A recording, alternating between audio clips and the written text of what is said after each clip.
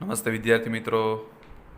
ધોરણ 12 science subject mathematics chapter number 1 સંબંધ અને વિધેય રિલેશન એન્ડ ફંક્શન.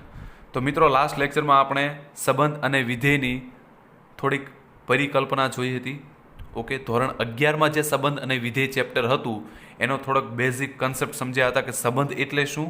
ઓકે, આજે એનાથી આગળ જોઈશું, પણ ફરીથી એક વખત ક્વિકલી રિવિઝન કરી લઈએ. કેમ? કારણ કે આ ચેપ્ટરનું સ્ટાર્ટિંગ છે. ઓકે, સંબંધ શું છે એ તમે સમજી જશો, વિધેય શું છે એ સમજી જશો તો તમે દાખલા ખૂબ જ સરળતાથી ગણી શકશો. તો સંબંધ એટલે શું? સંબંધ આર એટલે શું? એથી એમ કે સંબંધ આર એ થી બી પર વ્યાખ્યાયિત છે. તો એનો મતલબ શું? એ થી બી એટલે સૌથી પહેલાં શું મેળવવાનું? એ ક્રોસ બી. એ થી બી એટલે શું? એ અને બીનો ક્રોસ ગુણાકાર. તો આની અંદર શું આવશે? ક્રમયુક્ત જોડ આવશે. આવી રીતે જ્યાં પહેલો ઘટક હોય પહેલા ગણમાંથી, બીજો ઘટક હોય બીજા ગણમાંથી. ઓકે, તો એ ક્રોસ બીમાં ધારો કે હું એમ કહું કે 4 ઘટકો છે. એ ક્રોસ બીમાં આવી રીતે 4 ઘટક છે. તો એ ક્રોસ બીને ઉપગણ કેટલા મળે? તો 2/4 જેટલા. 2/4 એટલે 2 ગુણ્યા 2 ગુણ્યા 2 ગુણ્યા 2 એટલે 2/4 એટલે શું? 2 દુ 4 દુ 8 દુ 16 એટલે ટોટલ કેટલા ઉપગણ મળશે? 16 ઉપગણ મળશે. કોને? આ જે ગણ એ ક્રોસ બી છે એને કેટલા ઉપગણ મળશે? 16 ઉપગણ મળશે. તો જેટલા ઉપગણ હોય એટલા જ સંબંધ હોય. તો એ ક્રોસ બીને ઉપગણ કેટલા મળ્યા? 16. તો એ થી બી ના સંબંધ કેટલા હોય? એ કેટલા હોય? 16 જ હોય. જેટલા ઉપગણ હોય એટલા જ શું હોય? સંબંધ. તો એ ક્રોસ બી ને 16 ઉપગણ હોય તો અહીંયા કીધું છે એ થી બી. તો એ થી બી ને એ ક્રોસ બી ને જો 16 ઉપગણ હોય તો એ થી બી ને સંબંધ કેટલા હોય? 16 જ થશે. ઓકે ઓકે તો ત્યાં આપણે લાસ્ટ લેક્ચરમાં જોયું હતું કે ધારો કે ગણ એ ની અંદર પી ઘટક હોય, ગણ બી ની અંદર ક્યુ ઘટક હોય, તો એ અને બી નો જે તમે કાર્ટેશિયન ગુણાકાર કરો એ ક્રોસ બી જે આપણે અહીં કર્યો હતો એમાં કેટલા ઘટક થશે? તો કે બંનેના ઘટકોના ગુણાકાર જેટલા, પી ઇન્ટુ ક્યુ જેટલા. બરાબર. પછી બીજું હતું R2. R2 એટલે શું?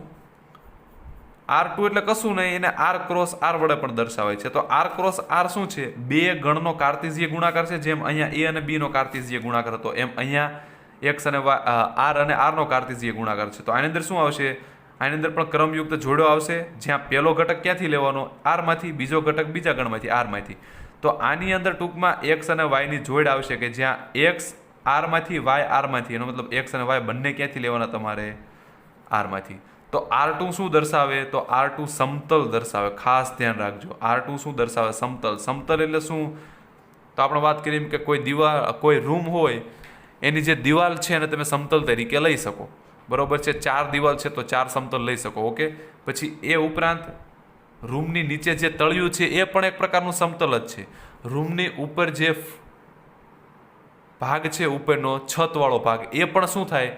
એક સમતલ જ થશે. એટલે 4 દિવાલ, 4 સમતલ, નીચે અને ઉપર એટલે 6 સમતલ મળે. બરોબર. એટલે કોઈ રૂમને કેટલા સમતલ હોય? 6 સમતલ.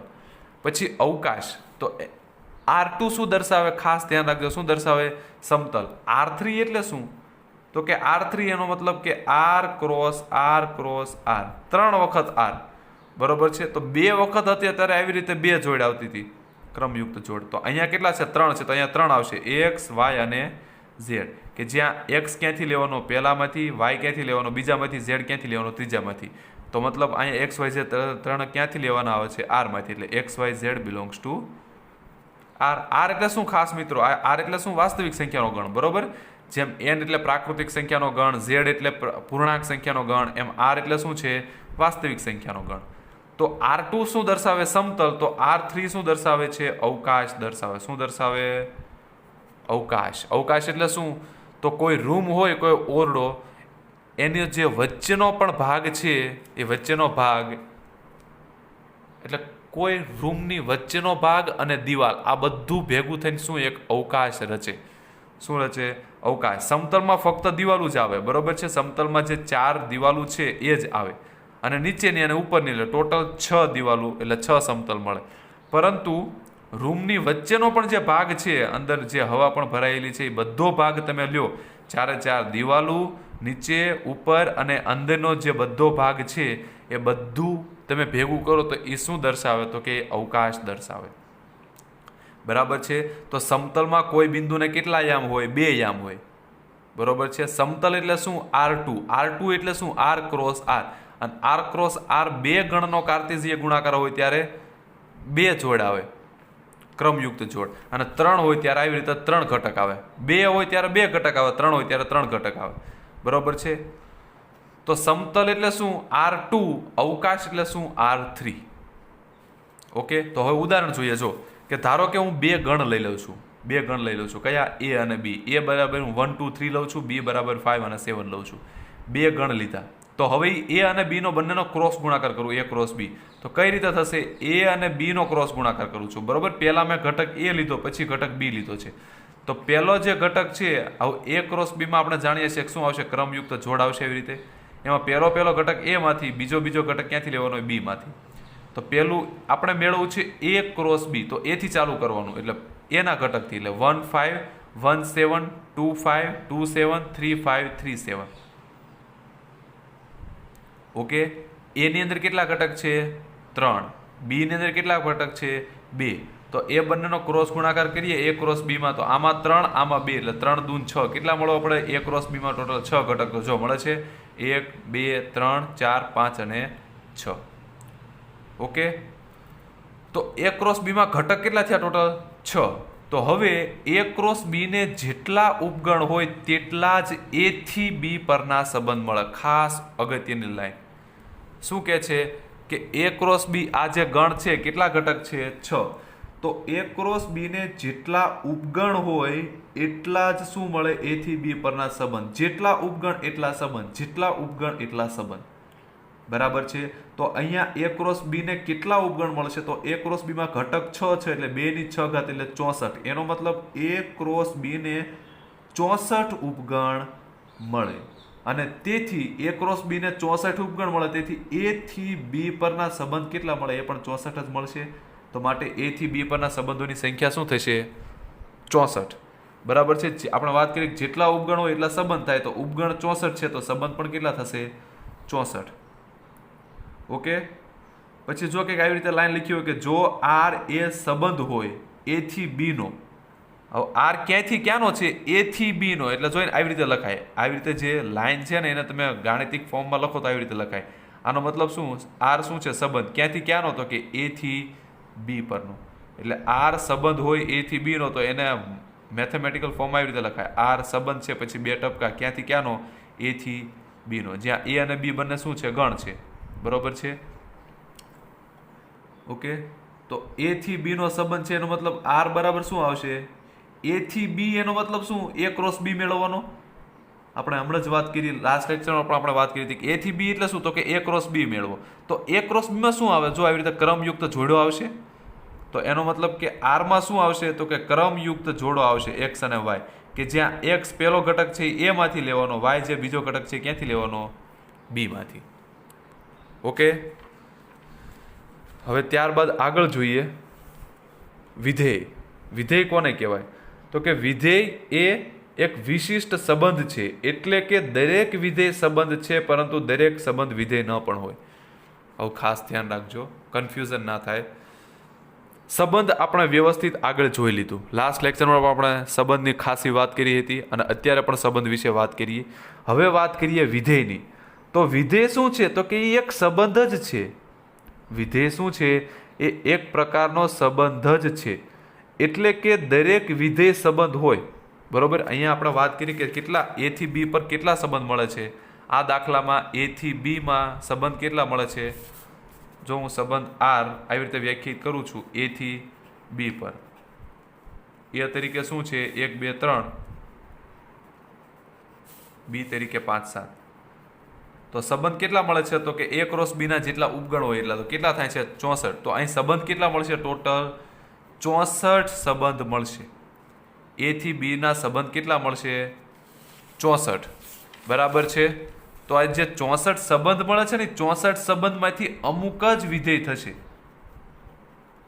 એ જે 64 સંબંધ છે એમાંથી 64 માંથી અમુક જ વિધેય થશે, જ્યારે અમુક સંબંધો વિધેય થશે નહીં. એટલા માટે અહીં કીધું છે જો કે દરેક વિધેય સંબંધ તો થાય જ, કારણ કે આપણે વાત કરી કે આ જે 64 સંબંધ છે 64 સંબંધમાંથી અમુક સંબંધ શું બનશે? વિધેય બનશે. એટલે વિધેય હકીકતમાં શું છે? સંબંધ જ છે. વિધેય શું છે હકીકતમાં? અમુક પ્રકારના ખાસ સંબંધ જ છે, પરંતુ દરેક સંબંધ વિધેય ન હોય. દરેક વિધેય સંબંધ હોય, દરેક વિધેય સંબંધ હોય, પરંતુ દરેક સંબંધ વિધેય ના હોય.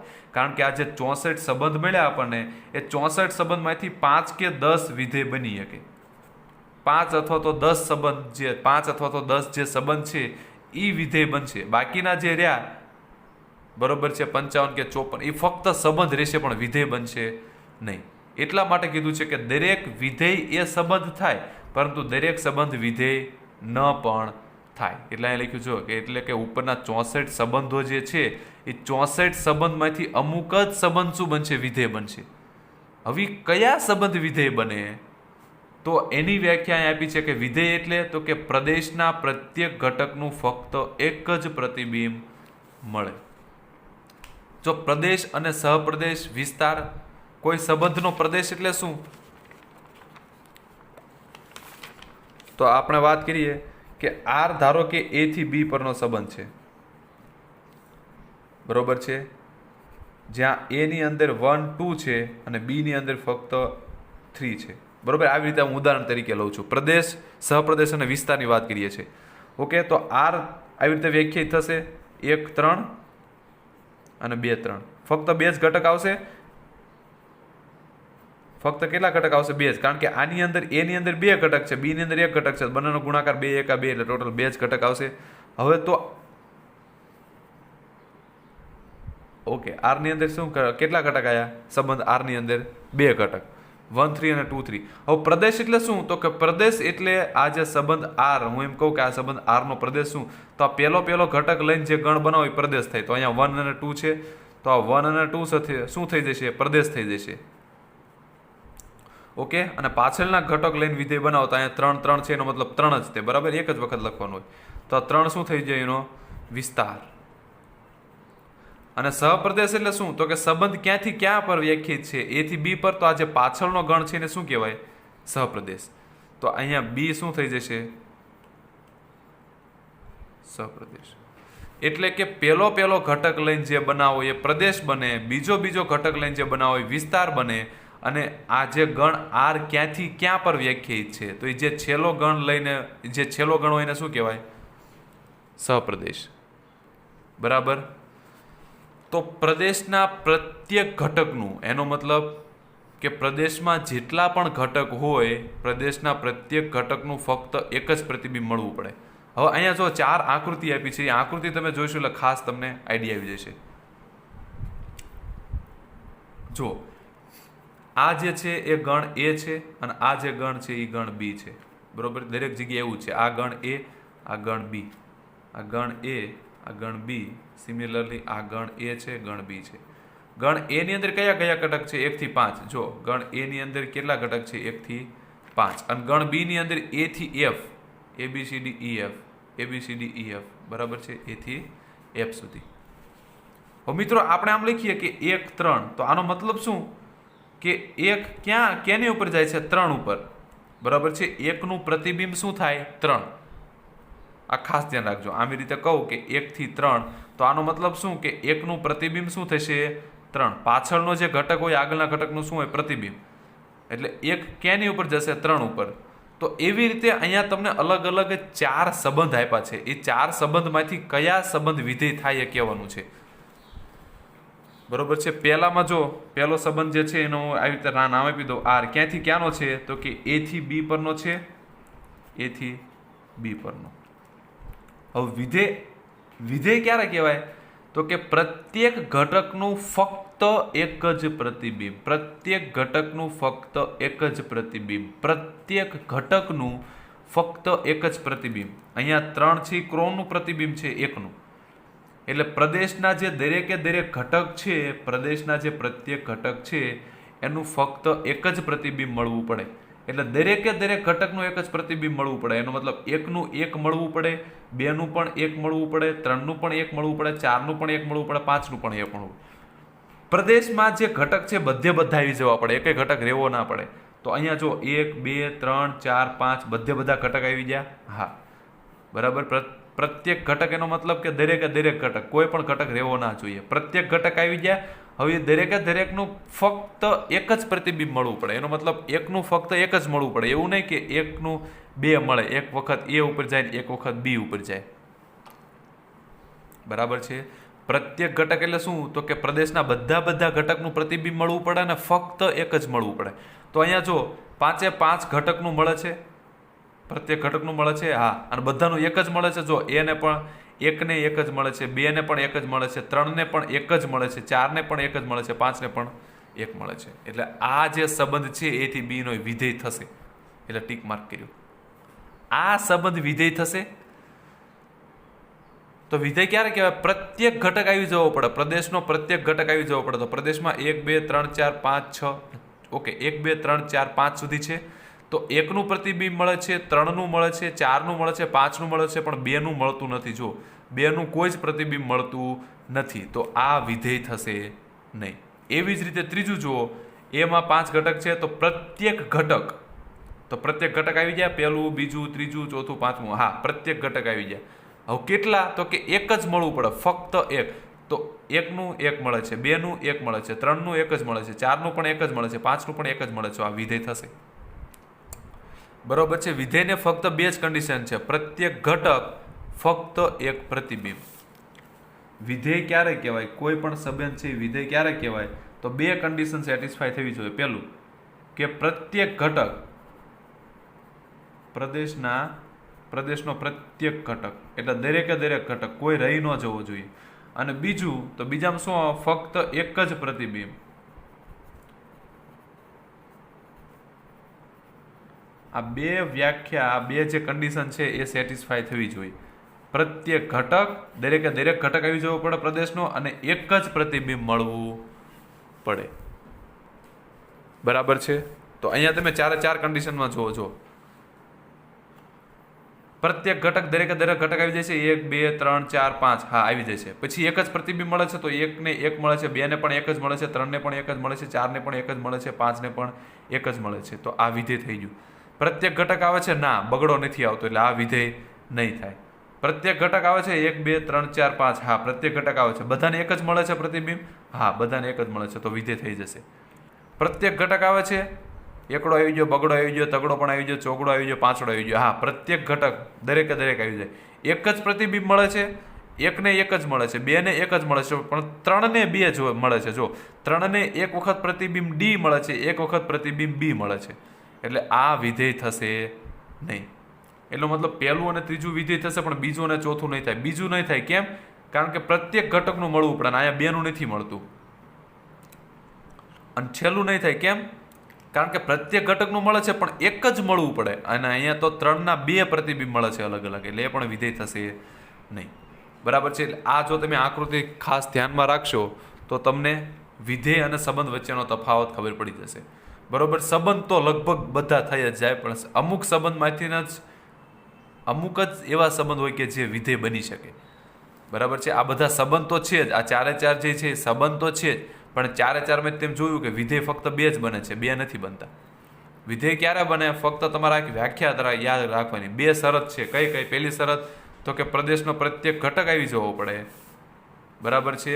અને દરેકે દરેકને ઘટકને ફક્ત એક જ પ્રતિબિંબ મળવું પડે. કેટલું? ફક્ત એક જ. જેમાં અહીંયા 3ને અલગ અલગ 2 મળે છે, એ ના ચાલે. તો આ 2 કન્ડિશન એક સાથે સેટિસ્ફાય થાય તો સંબંધ વિધેય છે એવું કહેવાય. ઓકે. તો આ જે એ છે એને શું કહેવાય? પ્રદેશ કહેવાય. અને આ જે પાછળ બી છે એને શું કહેવાય? સહપ્રદેશ. બરોબર. પહેલો જે ગણ હોય આપણે એમ કહીએ કે આર એ થી બી, તો એને શું કહેવાય? પ્રદેશ. આ પાછળ બી છે એને શું કહેવાય? સહપ્રદેશ. બીને તો સહપ્રદેશ કહેવાય તો આપણે જાણીએ જ છીએ, પણ પ્રદેશ કોને કહેવાય? તો આપણે વાત કરીએ એમ કે જ્યારે ક્રમયુક્ત જોડનો પહેલો ઘટક લઈને ગણ બનાવો, એ જે ગણ બને એને શું કહેવાય? એ સંબંધનો પ્રદેશ. ઓકે. તો અહીંયા નીચે 2 પોઈન્ટ્સ આપ્યા છે. શું છે? તો કે જો વિધેયનો વિસ્તાર, જો ધારો કે કોઈ એક સંબંધ એ થી બી પર વ્યાખ્યાયિત છે, બરાબર છે, અને આ સંબંધમાં પ્રત્યેક ઘટકનું ફક્ત એક જ પ્રતિબિંબ મળે છે. એનો મતલબ આ સંબંધ શું થઈ ગયું? વિધેય. વિધેય એટલે ફંક્શન એફ અને એના માટે એને એફ વડે દર્શાવાય. એ પણ આવી જ રીતે દર્શાવાય, બરોબર છે. એફ ક્યાંથી ક્યાંનું છે? એ થી બીનું. કારણ કે આપણે જાણીએ છીએ કે વિધેય હકીકતમાં એક પ્રકારનો સંબંધ જ છે. તો એને જેમ એ થી બી વડે દર્શાવો તો એફ પણ ક્યાંથી ક્યાં થશે? એ થી બી પર, બરાબર છે. તો એમાં પ્રદેશ એટલે શું? તો કે ઘટક. પ્રદેશ એટલે જો વિધેય માટે ખાસ ધ્યાન રાખજો, વિધેય માટે પ્રદેશ શું હોય? આ પહેલો જે ગણ છે એ, અને આ પાછળનો ગણ શું હોય? સહપ્રદેશ. તો વિધેયમાં ખાસ ધ્યાન રાખવાનું કે વિધેયમાં પહેલો ગણ હંમેશા પ્રદેશ જ થાય, પાછળનો ગણ શું થાય? સહપ્રદેશ થાય.